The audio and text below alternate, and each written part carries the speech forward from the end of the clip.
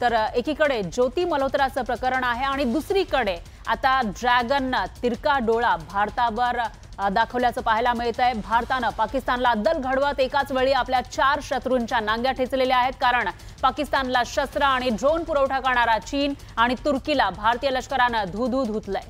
चीनी बनावटीच्या F-16 आणि JF-17 विमानांचा धुवा उडवत भारतानं पाकिस्तानसह चीनला दणका दिला आहे। त्याचवेळी तुर्कीनं दिलेल्या लढाऊ ड्रोनशी राख करत भारतीय लष्करानं तुर्कीला सुद्धा झटका दिलाय। त्यामुळे लढाईमध्ये भारतासमोर पाकिस्तानची धूळधाण झाल्यानंतर आता चीननं पुन्हा एकदा भारताच्या चिकन नेककडे वक्रदृष्टी टाकल्याचं दिसतंय। यासाठी शी जिनपिंगनं त्याचं दुसरं खेळणं अर्थात बांगलादेशला पुढे केलंय। बांगलादेशच्या अंतरिम सरकारचा सल्लागार असलेल्या मोहम्मद युनूसनं काही दिवसांपूर्वी चीनचा दौरा केला। यावेळी त्यानं भारताला डिवचण्याचा प्रयत्न केला। भारताची ईशान्येकडील राज्य पूर्णतः समुद्राशी संबंध नसलेली आहेत आणि या प्रदेशात बांगलादेश समुद्राचा एकमात्र रक्षक आहे असं विधान युनूसनं केलं। तो एवढ्यावरच थांबला नाही, तर त्यानं चीनला बांगलादेशातील लालमोनिरहाटामध्ये हवाई तळ बांधण्याचं निमंत्रण सुद्धा देऊन टाकलं। लालमोनिरहाटा हा जिल्हा भारतातील सिलिगुडी कॉरिडॉरच्या अगदी जवळ आहे, त्यामुळे चीननं बांगलादेश आणि पाकिस्तानला पुढे करत भारताची कोंडी करण्याची खेळी केल्याचं दिसतंय।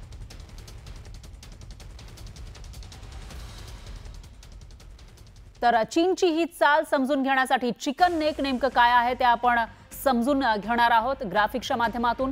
तर एकीकडे भारताच्या उत्तरेला नेपाळ आहे, भूतान आहे, तर दुसरीकडे दक्षिणेला बांगलादेश आहे आणि हा आहे भाग चिकन नेक। म्हणजे याची रुंदी आपण बघितली तर फक्त 22 किलोमीटरची आहे आणि याच्या नंतर 7 सिस्टर देश या 7 सिस्टर राज्य जी भारताची आहेत त्याच्यामध्ये मग मणिपूर असेल, त्रिपुरा असेल किंवा मेघालय असेल, ही राज्य या बाजूला आहेत आणि दुसरीकडे इथे चीन येतो, नेपाळ येतो आणि या ठिकाणी असलेला बांगलादेशनं बरोबर याच ठिकाणी हा जो चिकन नेक म्हणजे एखाद्या चिकनच्या नेक सारखा मानेसारखा दिसणारा हा पातळ भाग 22 किलोमीटरचा रुंद असलेला हा भाग भारताचा, याच भागातून भारताचे जे 7 सिस्टर राज्य आहेत ते जोडली गेलेली आहेत आणि त्या ठिकाणी चीननं वक्रदृष्टी दाखवल्याचं दिसतंय, कारण सिलिगुडी हा भाग आहे पश्चिम बंगालमधला भारताच्या आणि दुसरीकडे खाली बांगलादेश आहे आणि बांगलादेशच्या या भागामध्ये चीनकडून आता एक एअरबेस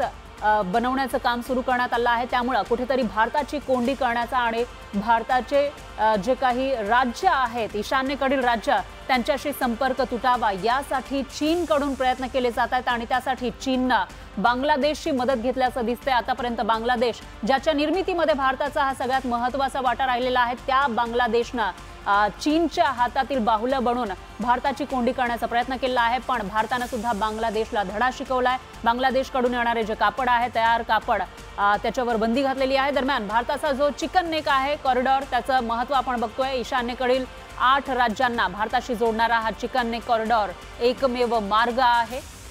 तर 60 किलोमीटर लांब आणि फक्त 22 किलोमीटर रुंद या मार्गाला सिलिगुडी कॉरिडॉर म्हणतात। कॉरिडॉरच्या दक्षिणेस बांगलादेश आणि उत्तरेस नेपाळ, भूतान आणि चीन हे आहे। तर भारताच्या सुरक्षेच्या दृष्टीनं या कॉरिडॉरचं धोरणात्मक महत्त्व जास्त आहे। हा पट्टाच ईशान्य सीमेवर भारताच्या सैन्याची मुख्य ताकद आहे।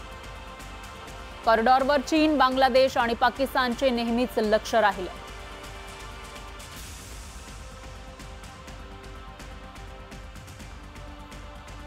त्यांचा उद्देश काय असतो की जेव्हा भारत कुठे दुसऱ्या ठिकाणी पाकिस्तान आपल्याला त्रास देतोय, आपण तिथे उलगडलेला आहे, तर ते इकडे पूर्वेकडे काही ना काही खुरापती करतात। याच्यातलाच हा एक मुद्दा आहे।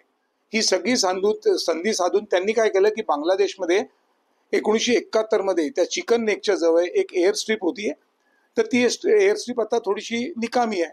त्यांनी हे साधून ते आपल्या जवळ घ्यायचं, एखाद्या लीजवरती ती डेव्हलप करायची आणि भारताला एकाप्रमाणे शह द्यायचा किंवा त्रास द्यायचा, दाखवायला की आम्ही इथपर्यंत आलो, आमचा विस्तारवाद इथपर्यंत आलाय। आपण आपले जे 2 प्रामुख्याचे जे फ्रंट आहे किंवा आपले जे मोर्चे आहेत, एक पश्चिम सीमा आणि एक पूर्व सीमा, याच्यावर आपण सातत्याने डोळ्यात तेल घालून आपण पाहत असतो आणि या कारवाईवरती आपले जे सैन्य दल आहे, आपले जे ईस्टर्न कमांड आहे, ते याच्यावरती नजर ठेवून आहे आणि प्रत्येक गोष्ट अजून बाहेर आलेली आहे मीडियापर्यंत, पण त्याच्यावरती त्यांनी पाळत ठेवलेली आहे आणि ते त्याप्रमाणे सुटेबल ऍक्शन घेतील। चेहरा भोळा आणि भानगडी सोळा अशी प्रतिक्रिया आता नेटकरी युट्यूबर ज्योती मल्होत्राबद्दल देऊ लागले. सध्या सोशल मीडिया असो की लोकल ट्रेन असो किंवा झाडावरचं पार्क, सगळीकडे एकाच नावाची चर्चा सुरू आहे, ते म्हणजे ज्योती मल्होत्रा. पाकिस्तानसाठी हेरगिरी केल्याच्या संशयाखाली हरियाणातील हिसारमधून युट्यूबर ज्योती मल्होत्राला अटक झाली आहे. हरियाणातल्या सर्वसामान्य घरातील ज्योती पाकिस्तानी दूतावासातील अधिकारी आणि ISIच्या संपर्कात आली तरी कशी, याबाबत मोठमोठे खुलासे समोर येऊ लागले. गेल्या वर्षी 2 वेळा ज्योतीनं पाकिस्तानचा दौरा केला होता. तिथं तिची आलिशान बडदास्त ठेवण्यात आल्याची ही माहिती आहे. तर भारत पाकिस्तानमध्ये तणावाची स्थिती असताना सीमेवर सैन्य प्राणाची बाजी लावून कर्तव्य बजावतायत. अशातच देशातील युट्यूबर ही पाकिस्तानची हेर असल्याचं पोलीस तपासात निष्पन्न झालंय. हरियाणामधून हेरगिरीच्या आरोपाखाली पकडलेली युट्यूबर ज्योती मल्होत्रा गेल्या वर्षी 2024 मध्ये 2 महिन्यांच्या आत पाकिस्तान आणि नंतर चीनला गेली, तेव्हा सुरक्षा एजन्सीच्या रडारवरती आली होती. तिच्या ट्रॅव्हल विथ जो या युट्यूब चॅनलला याची पुष्टी केली आहे.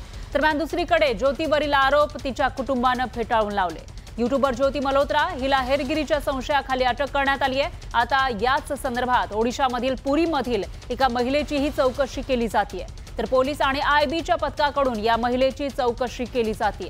या महिलेचे ज्योती मल्होत्राशी संबंध होते का, ती सुद्धा हेरगिरी प्रकरणात सहभागी आहे का, याचा तपास सुरक्षा दलांकडून केला जातोय.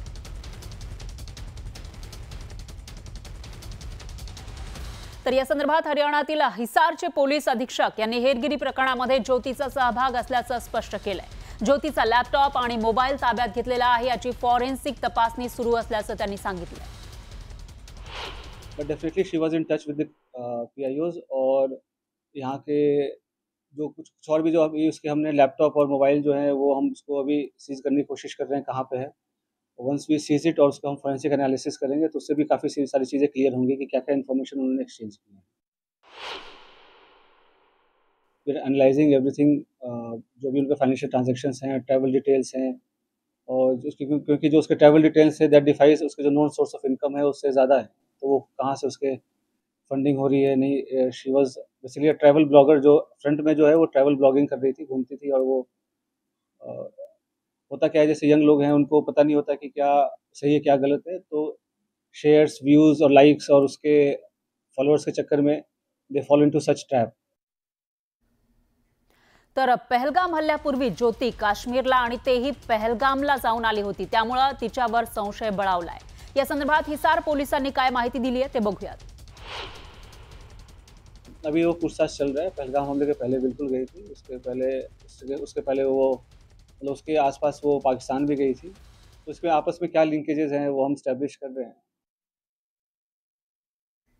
यामध्ये आणखी एक नाव आहे, ते म्हणजे दानिश उर्फ एहसानुर रहीम. भारतामध्ये असलेल्या पाकिस्तानी दूतावासात दानिश काम करत होता. पहलगाम हल्ल्यानंतर हेरगिरी प्रकरणी दानिशची भारतातून हकालपट्टी करण्यात आली. ज्योती याच दानिशच्या संपर्कात होती आणि याच दानिशनं तिची पाकिस्तानमध्ये जाण्याची व्यवस्था केली आणि फंडिंग केल्याचं बोललं जात आहे. मुळात दानिश हा ज्योती मल्होत्राचा हँडलर असल्याचंही बोललं जात आहे. ज्योती जमा केलेली माहिती दानिशला पुरवत होती अशी ही माहिती आहे. त्यासोबतच आपल्या व्हिडिओच्या माध्यमातून ज्योती पाकिस्तानचा नरेटिव्ह पसरवत असल्याचाही आरोप तिच्यावर आहे. त्यामुळे ज्योतीच्या मागे खरा मास्टरमाइंड हा दानिशच असल्याचा संशय तपास यंत्रणांना आहे. तर ज्योतीचा आणखी एक व्हिडिओ संशयाच्या भोवऱ्यात आहे. पाकिस्तानात असलेल्या करतारपूर साहिब कॉरिडॉरला ज्योतीनं भेट दिली होती. यावेळी तिनं पंजाब प्रांताची मुख्यमंत्री मरियम नवाजची मुलाखतही घेतली होती. हीच मरियम नवाज युद्धजन्य परिस्थितीमध्ये भारताविरोधात गरळ ओकत होती, तर भारताला आण्विक हल्ल्याच्या पोकळ धमक्या देत होती. ही मरियम नवाज पाकिस्तानचे माजी पंतप्रधान नवाज शरीफ यांची मुलगी आणि सध्याचे पंतप्रधान शहबाज शरीफ यांची पुतणी आहे. भारतातील एका सामान्य युट्यूबरला पाकिस्तानमधील मोठी महिला नेता मुलाखत देते कशी, याबाबत संशय व्यक्त केला जातोय. अशा मुलाखतीमधूनच पाकिस्तानचं खोटं नरेटिव्ह पसरवलं जात होतं.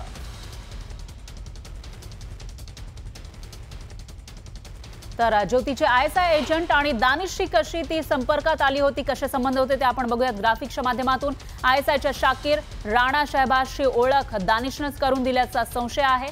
तर शाकीरचा नंबर जट रंधावा म्हणून मोबाईलमध्ये सेव्ह होता ज्योतीच्या,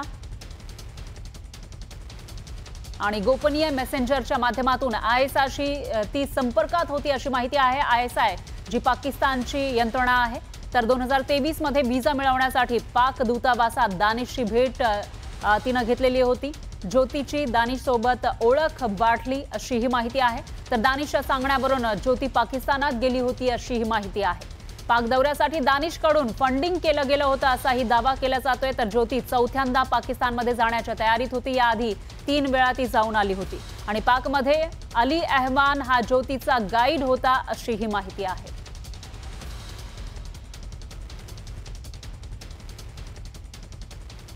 तर या प्रकरणामध्ये संरक्षण तज्ञ संजीव श्रीवास्तव यांचं काय म्हणणं आहे तेही बघूयात। जाहिर है कि जो ज्योति मल्होत्रा के जो संपर्क थे वो पाकिस्तान की खुफिया एजेंसी ISI के साथ थे और वो पाकिस्तान के लिए जासूसी के कार्यों में लिप्त थी। और जाहिर है कि इस तरीके की जो गिरफ्तारी है वो बेहद महत्वपूर्ण है। इस तरीके से जो देश के खिलाफ ही काम करने वाले जो देश के जो गद्दार हैं, ट्रेटर्स हैं, उनके खिलाफ भी सख्त से सख्त कार्रवाई होनी चाहिए। तर नेटवर्क 18च्या प्रतिनिधींनी ज्योतीच्या वडिलांना गाठून त्यांची प्रतिक्रिया जाणून घेण्याचा प्रयत्न केला। तेव्हा ज्योतीचं उत्पन्न असो किंवा तिचा पाकिस्तान, चीन सारख्या देशातील दौरा असो, याबाबत आपल्याला काहीही कल्पना नसल्याचं तिच्या वडिलांचं म्हणणं आहे। पाहूयात। और आपको बता था कि यूट्यूबर है, ब्लॉगर है वो? यूट्यूब तो ये चलाया करते, फिल्म वीडियो बनाया करते, छोटी मोटी जो भी है। बाकी और कोई पंगा कौन था जी। और आप क्या करते हैं पेशे से? मैं तो पॉलिश का काम करता हूँ जी। अच्छा, और एक भाई आपके यहाँ रहते हैं? हाँ जी। लेकिन आपको कभी नहीं पता चला कि वो पाकिस्तान गई है? 3 बार पाकिस्तान जा चुकी है ज्योति, उसके वीडियो हैं सबूत के तौर पे। मालूम नहीं है जी मेरे को तो। उसने कभी नहीं बताया वो कहाँ जाती थी? दिल्ली जाया करती जी। अच्छा, दिल्ली में रहती थी? दिल्ली जाया करती, जब भी जाया करती तो कहती मैं दिल्ली जा रही। उसने कभी नहीं बताया कि विदेश में जो यात्रा की उसने किन किन देशों की? नहीं, मेरे को नहीं पता इस चीज का। वो कश्मीर भी गई थी हाल फिलहाल, अभी उसने कुछ बताया था? ना, मेरे को नहीं पता जी। इतने देशों की यात्रा कर रही है, इतना पैसा कहाँ से आता था? आपने कभी पूछा उसके रहन सहन को लेके? नहीं, मैंने नहीं पूछा जी। तर ज्योती मल्होत्राची तपास यंत्रणांकडून कसून चौकशी सुरू आहे। त्यामुळे तिच्या संदर्भात अनेकांची चौकशी तपास यंत्रणांकडून केली जाते। ज्योती मल्होत्रानंतर आता पाकिस्तानी गुप्तहेर प्रकरणाची लिंक ओडिसापर्यंत पोहोचली आहे। या प्रकरणी गुप्तचर यंत्रणा IB ना ओडिशातील प्रियंका सेनापतीला ताब्यात घेतलंय। कालपासून तिची अज्ञात स्थळी चौकशी केली जाते। तर हेरगिरी प्रकरणामध्ये अटक केलेल्या ज्योती मल्होत्रासोबत तिचे कनेक्शन असल्याची माहिती पुरी पोलिसांना मिळाली होती। त्यानंतर पोलिसांनी ही कारवाई केली। प्रियंका सेनापती सुद्धा हेरगिरी प्रकरणामध्ये सहभागी आहे का याचा तपास सुरक्षा दलाकडून केला जातोय।